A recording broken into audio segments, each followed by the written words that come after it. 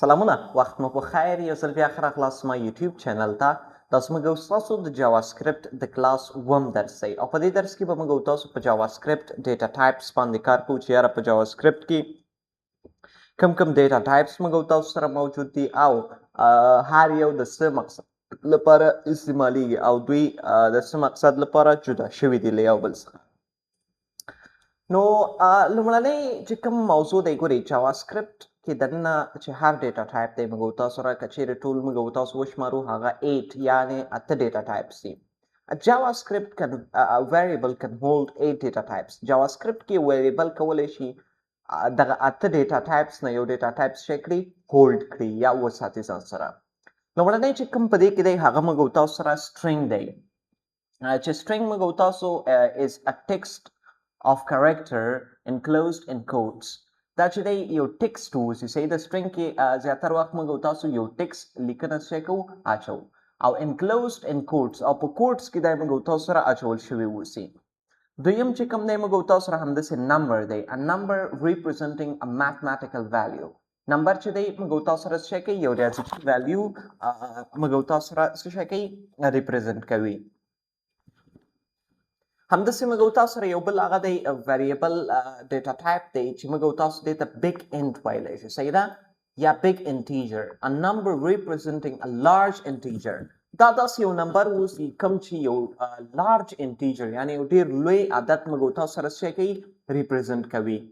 او له دې نه وروسته موږ تاسو سره یو بل ډیټا ټایپ دی چې دې ته موږ تاسو بولیان ویلی شو بولیان ډیټا ټایپ بیا داسې یو ډیټا ټایپ دی representing true or false په دې کې موږ تاسو یا true او یا هم false څه کوو سٹور کوو لدې نه وروسته موږ تاسو سره بل ډیټا ټایپ object دی object بیا a collection of key values value pair of data object موږ تاسو ډېری وخت د دې لپاره استعمالو کله چې موږ تاسو غواړو یو collection of data په یو variable کې واچو او په دې کې بیا pairs اوسي سمه ده جوړې values موږ تاسو اچو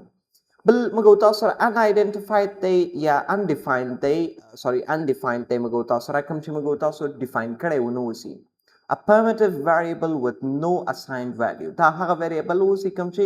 بیخي assigned value نه لري په ځان کې او بل چې کوم دی موږ تاسو سره null دی a primitive value representing object absence دی چې دی بیا د object absence موږ تاسو سره څه کوي represent کوي یعنې دغه variable ما جوړ کړی دی او object پکې نشته دی بل symbol دی موږ تاسو سره چې symbol هغه کې موږ تاسو a unique and primitive identifier صحیح ده په دې کې موږ تاسو کولی شو چې یو primitive او یا هم یو unique symbol نه څه وکړو استفاده وکړو دا یو identifier دی نو اوس راځو په هر یو باندې عملي موږ تاسو کار کوو چې دا هر یو موږ تاسو سره څه رقم او ولې موږ تاسو استعمالوو لومړنی چې کوم دی موږ تاسو سره هغه string دی چې موږ تاسو د نمبر د ټیکسټ د سٹور کولو لپاره څه کوو دی نه استفاده کوو فرض کې زه غواړم چې یو string سٹور کوم په خپل ویریبل کې نو دې لپاره زه کولی شم دغلته راشم فرض کې let یو ویریبل زه اخلم let د a په نوم یو ویریبل اخلم یا د name په نوم یو ویریبل اخلم او په دې کې یو نوم سٹور کوم فدا نو دغه فدا چې کوم موږ تاسو ولیکئ دې ته موږ تاسو string data type ویلی شو ولې ورته string وایو ځکه چې دا یو لیکنه دی له موږ تاسو سره څه شی دی یو لیکنه دی له موږ تاسو سره یو ټیکسټ دی یو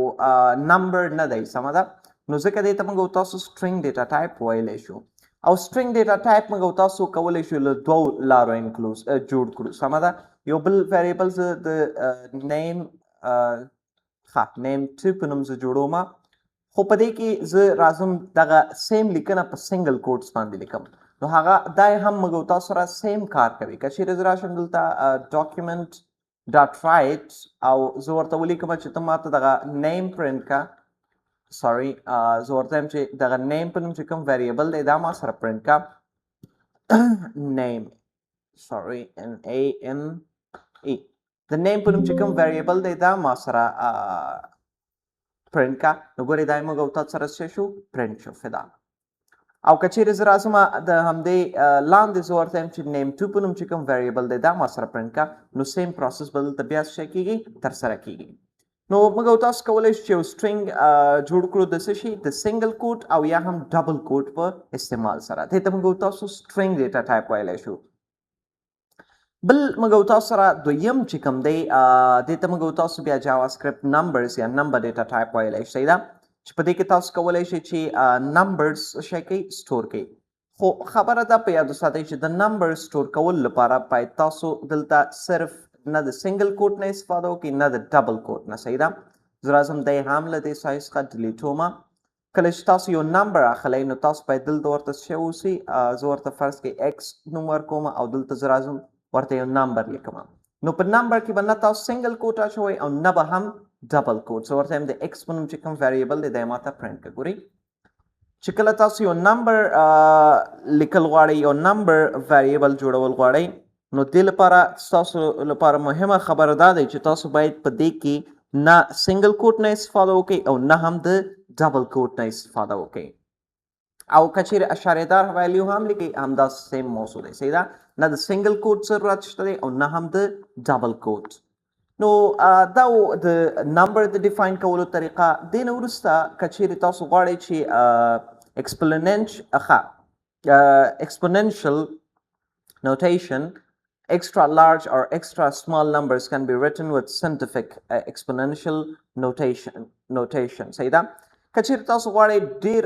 لارج یا غټ عددونه ولیکئ نو تاسو کولی شئ چې دا بیا د څه سره exponential notation سره د څه کوي ولیکئ تاسو چې دا یو ریاضیکي سیستم دی صحیح ده چې دې نه هم تاسو کولی شئ چې استفاده وکړئ خو دا دومره مهمه نه دی په JavaScript کې دومره استعمال نه لري مهمه بله موضوع موږ او تاسو سره د JavaScript Booleans دی صحیح ده Boolean چې کوم دی داسې یو ډیټا ټایپ موږ او تاسو سره واوسي چې هغې کې یا ټرو او یا هم فالس واوسي صحیح ده لکه زه راځم دغلته ورته یو Boolean ډیټا ټایپ جوړول غواړم نو زه کولی شم دلته ورته ولیکم ټرو او که چیرې زه ایکس پرنټ کوم ګورئ ما سره ډایرکټ ټرو پرنټ کېږي او زه کولی شم بل ویلیو په دې کې فالس دی که ټرو او فالس نه بل خوا لاړې نو دا به تاسو سره یو ایرر اوسي صحیح ده ځکه صرف موږ او تاسو کولی شو د ټرو او فالس نه په بولین کې استفاده وکړو نو دا د بولین ډیټا ټایپ د جوړولو بل ډیټا ټایپ ښه undefined یو undefined ډیټا ټایپ هم تاسو جوړولی شئ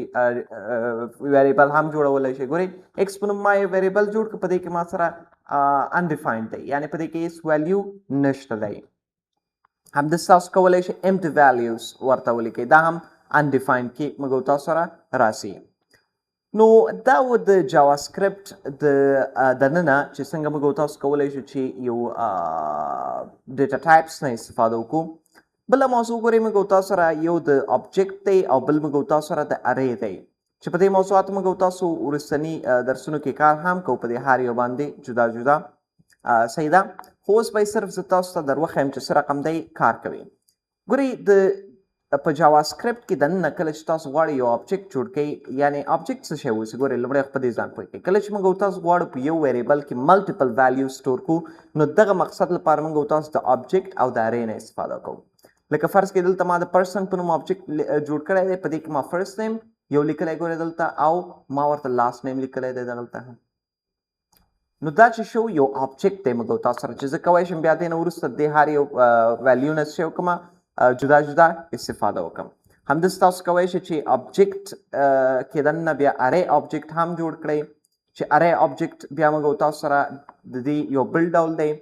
په آبجیکټ کې موږ او تاسو سره څه اوسي چې هر ویلیو چې کوم دی هر ډیټا چې کوم دی دا خپل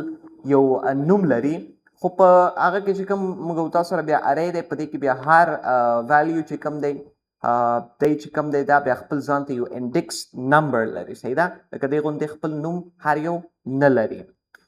په هر حال دا وروستني موضوعات دي چې په دې باندې موږ او تاسو کار کوو همداسې تاسو کولی شئ د سمبل نه هم استفاده وکړئ چې یو سمبول راوړئ په JavaScript کې نو دې نه هم تاسو کولی شئ چې استفاده وکړئ صحیح ده فرض کړئ زه راځم همدغه د دې سمبل په اړه به زه نور معلومات هم له JavaScript څخه د JavaScript د سمبلز په رابطه به زه نور معلومات له چټ جی پی ټي څخه واخلم چې سمبل موږ او تاسو ولې په JavaScript کې او څنګه استعمالوو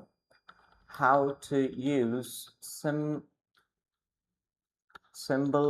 data type in JavaScript.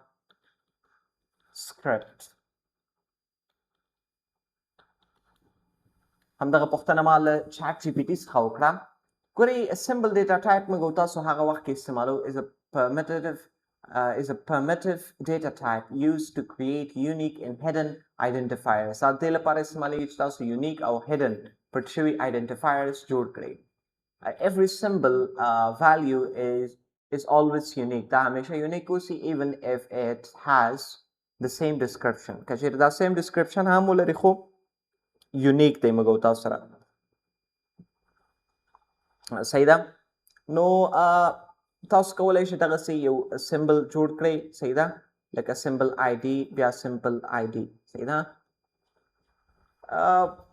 موضوع دومره خاص استعمال هم نه لري. دا ډیټا ټایپ هم موږ تاسو په ریل پروژو کې د دومره استفاده نه کوو بیا هم. نو امید چې په موضوعاتو به پوه شوي یاستئ چې کوم ډیټا ټایپس یې موږ تاسو سره په جاوا سکرپټ کې او هر یو د څه مقصد لپاره استعمالوو. نو دا اوس زموږ او ستاسو د جاوا سکرپټ اووم درس انشاءالله د نه وروسته اتم درس به هم ډېر ژر زما یوټیوب چینل ته اپلوډ شي. په روان درس کې به موږ تاسو په اپریټرز باندې په دې کې دننه پارتماتیک اساینمنټ او کمپیریزن اپریټرز کنډیشنل اپریټرز په دې ټولو کنډیشنو باندې موږ تاسو په روان درس کې کار کوو. له تاسو څخه مې وړه هیله دی زما یوټیوب چینل در سره سبسکرایب کړئ، د بیل آیکن هم در سره کېکاږئ او له خپلو ملګرو سره هم شریک کړئ. تر بیا د خدای په امان ښه وخت.